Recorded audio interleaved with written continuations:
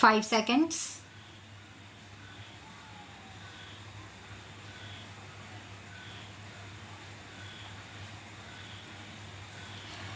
It is submitted that in the present case, the designated committee comprised of the Joint Commissioner and the Commissioner who are officers associated with the offices of respondent number 3 and 4, that the designated officers continue to act as the designated committee under the scheme till the completion of the proceedings under the scheme.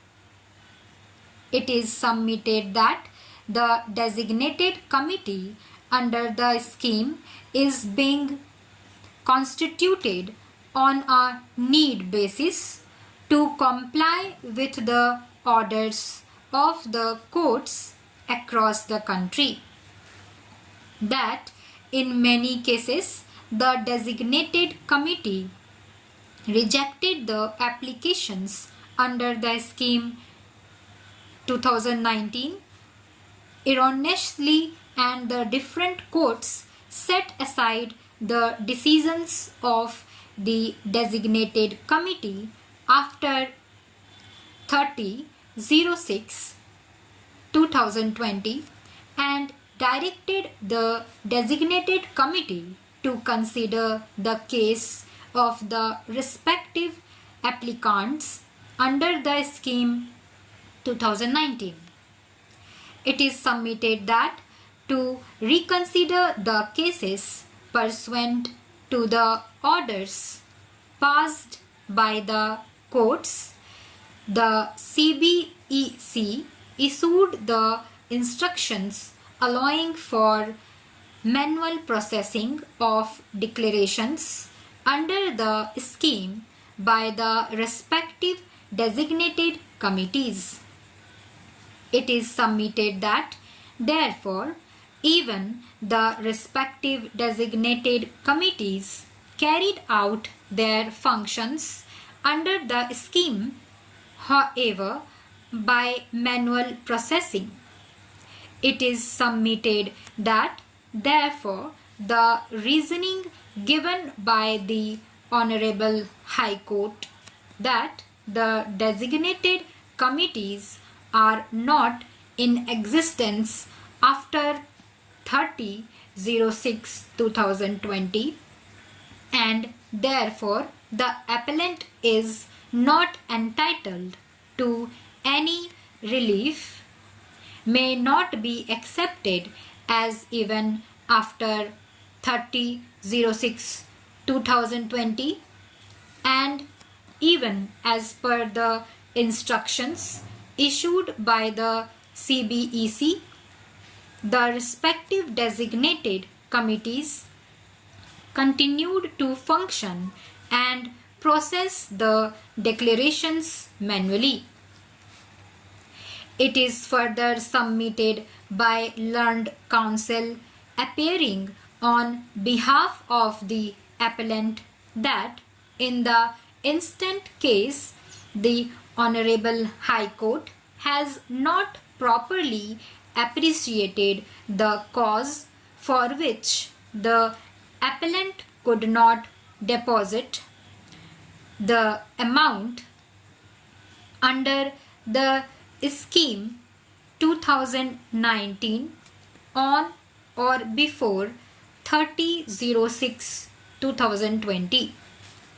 It is submitted that at the relevant time and more particularly at the time when the form number 3 was issued and even during the period under the scheme 2019, the appellant was subjected to the rigor of the provisions of the IBC by virtue of the moratorium period which ended on 24/07/2020 when the NCLT approved the resolution plan.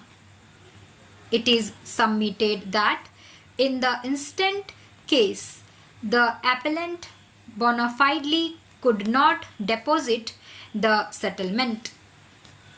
It is next submitted that during the moratorium period, no payment could have been made as per the provisions of the IBC. It is contended that if any payment would have been made during the moratorium period, the same would have been in breach of the provisions of the IBC. It is submitted that as per the resolution plan accepted during the insolvency proceedings, the resolution applicant was required to deposit all statutory dues within 6 months from the effective date into an escrow account. That as per the resolution plan, payment to escrow account shall be treated as effective payment to the relevant operational creditors. It is further contended that in this case, effective date is 24/07/2020, the date on which the resolution plan was approved by the NCLT.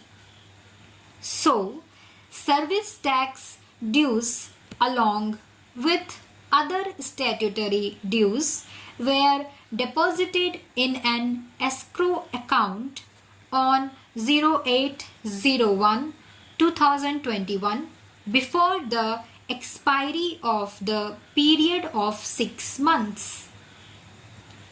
It is accrued that this honorable court has held that once a moratorium has been enforced, any existing proceeding against the debitor shall stand prohibited.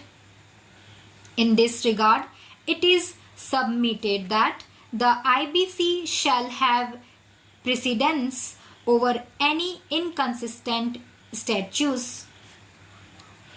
It is vehemently submitted that in any case, no person can be left remediless due to operation of law. That in the present case, the moratorium period under the IBC was extended due to the COVID-19 pandemic and non-functioning of the NCLT. It is contended that even otherwise the appellant could not have made any payment during the moratorium period by operation of law, and inability to make the payment was owing to the moratorium imposed under the provisions of the IBC. It is urged that therefore the appellant may not be left remediless when the application under the scheme 2019 was submitted and proceed within time. In support of her about submissions and the relief prayed, learned counsel appearing on behalf of the appellant has heavily relied upon the decisions of this court. It is reiterated, submitted that the appellant could not make the payment due to legal disability and no one can be expected to do the impossible.